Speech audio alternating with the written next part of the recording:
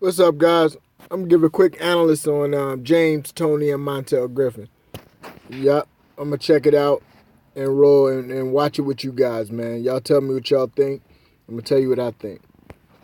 Campaigning for a light heavyweight championship of the world. That unquenchable inner. One thing I want to point out is they said early on that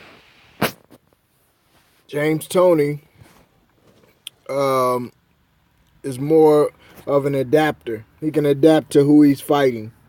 Even though he's fighting an awkward fighter here who's only 5'7" in Montell Griffin. And they say Montell Griffin is pretty much opportunist. You know, no, not opportunist. He pretty much has a good left hook, and he's always looking, and he just goes for it. He's a patient. He's not he's not a wild just start punching. He's a patient fighter, calculated fighter, looking for opportunity. So there's a lot of controversy on this fight in retrospect about did James Toney knock him down and did his hand hit the ground and how was the count and all that, and did Toney win this fight and it was a setup or what. Personally, I think they set James Toney up because of his attitude. You know, everybody kind of like, didn't turn their back on him, but they kind of like wouldn't defend him, turn their back on him, his coach, everybody, because of the fact his attitude. And, when that attitude is only self-destruction. However, he wasn't necessarily wrong. He had to protect himself, and that's how he knew how to protect himself. All they weren't about is money. And he the only one fighting. So I could dig Toney on that. So, she admitted she's about the money. That's all she was trying to do for him. And that's all good. That's all good. But when I'm the one fighting and I got a different opinion, then you need to respect me too. And this with him and Roy Jones. With Roy Jones with his athleticism, throwing a million punches and from his ankles.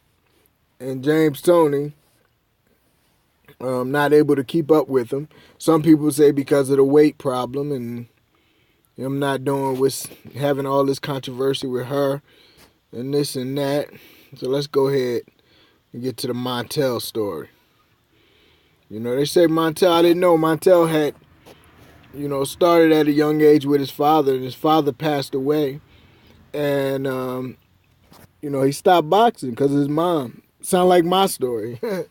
And then he came back, though, when he got about 12 or something like that. And then he won the doggone Olympics right after that.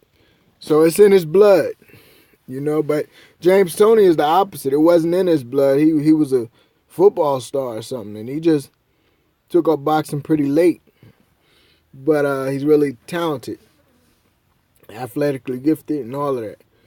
But so this fight, Toney mentally lost this fight. He was supposed to dominate this easily because he had all the advantages. Taller, just as strong. He hurt Montell to the body, busting him up. And Montell's strong, man. Strong. Every punch Montell was throwing was bad intentions. But James Toney was easily able to evade a lot of those punches because he's a boxer puncher and he's taller and bigger. It's really hard to, boxing is leverage, timing, and distance, And leverage and distance is covered if you're taller and you're a bigger fighter. You got it, man. And only thing left is the timing. If somebody's shorter than you and they got better timing than you, then that leverage might not matter. But I don't think Montell's timing is better than James Toney, but I think that Montell is so awkward and he's so relaxed, composed, that he was able to make it look like he got some points on James Toney. Let's go ahead into the fight. Hopefully I get a good few rounds in here with you guys explaining this one. Okay, of course, see his hands down, man. Montell Griffin's hands all the way down on the floor, man. He must have got that from Roy Jones Jr. And that's why I don't know how he trying to bring his guy down here to the ATL to spar me. He come at me with his hands down like that. I hit harder than James Toney, buddy. All right. Let's see. So now, James being the aggressive one, trying to knock off his timing, because Montell in reality, ooh, nice right hand. Toney trying to make a statement, coming straight out, and because he the bigger guy, trying to show him he the bigger puncher, putting those hands on him, but Montell is a pretty sturdy cat. He's short and he's sturdy. So it's going to be interesting. Actually, because I'm talking in retrospect, it was pretty interesting that he hurt Montell to the body. I think like in the third or something, second or third round, he had Montell hurt to the body. And that says a lot. Montell is built tough, man. Tough dude. He need to thank Allah for saving him from the streets in Chicago, man. Got him in here professional boxing, man. All right, here we go.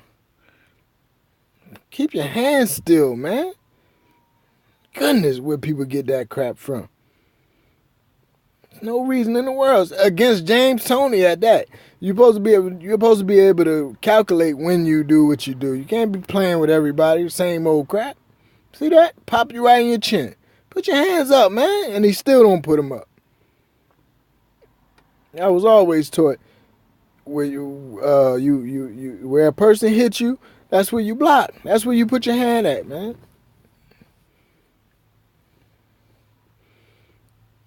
Yeah, James Toney's a lot bigger in this fight. Taller and thick is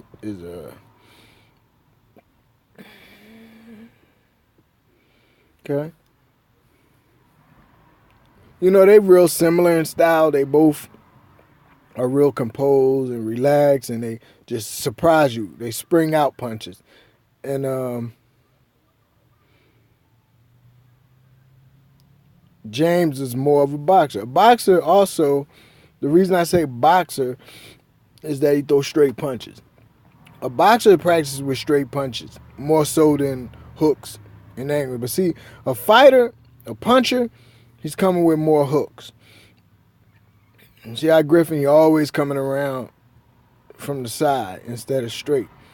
James want to go straight and move to the side.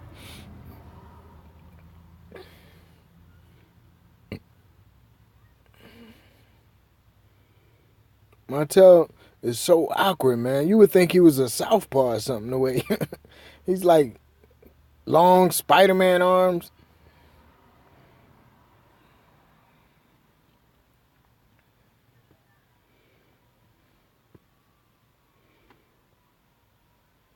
I heard he's a good dude, though, up in Chicago, man. I heard Montell, take care of the young boys up there and try to give a good example, man. It's all good. He leaving. His father. He putting out a good name for his father. His father really raised a good son, or gave birth to a good son.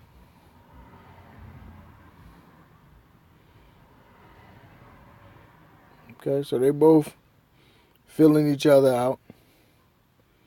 See how relaxed they fight, man? They both composed, very relaxed. That means this would be a boring fight because they both, it's real hard to hit somebody who relax like that. Even though they hands down like Dookie. See how they just trade punches, man? I don't know what's up with that, man. I think it's a conspiracy. It's against the law to put your hands up in boxing. Oh, that was when he hit the ground. Let's look at that.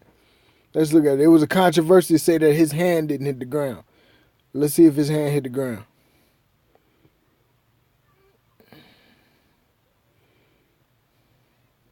You know, back in the day, knockdowns didn't mean nothing, man. Shoot.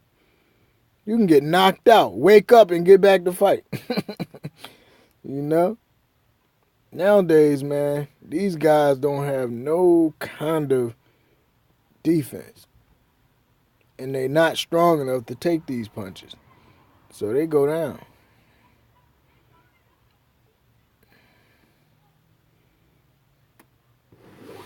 You see how slow and relaxed and composed and just like doop-doo-doo-da. They just like chilling in there, you know what I mean? That's what make this a boring fight, because they both like that. It's like a serpent, you know what I mean? They dangerous. Any minute they can strike you, but they don't move that fast. They just relax. Oh, that wasn't no knockdown. Shoot, James Toney the one went down. But it wasn't from a punch. Nah, that wasn't a knockdown either way.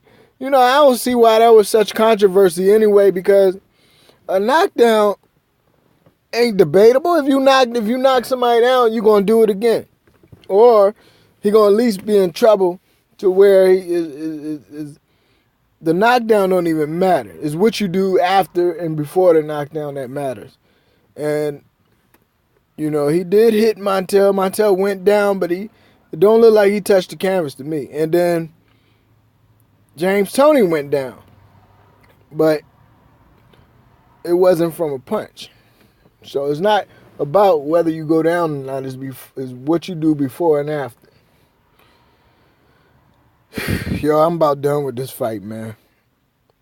See? He didn't hit the ground. It was real close. Unless they took the camera off the second time he went down.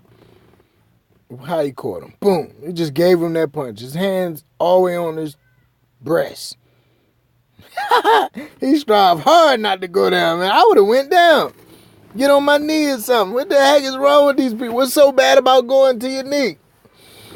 I guess that would have determined whether he went in his fight or not. So maybe he knew that all he had to do is survive with James Toney and they was going to give him the fight.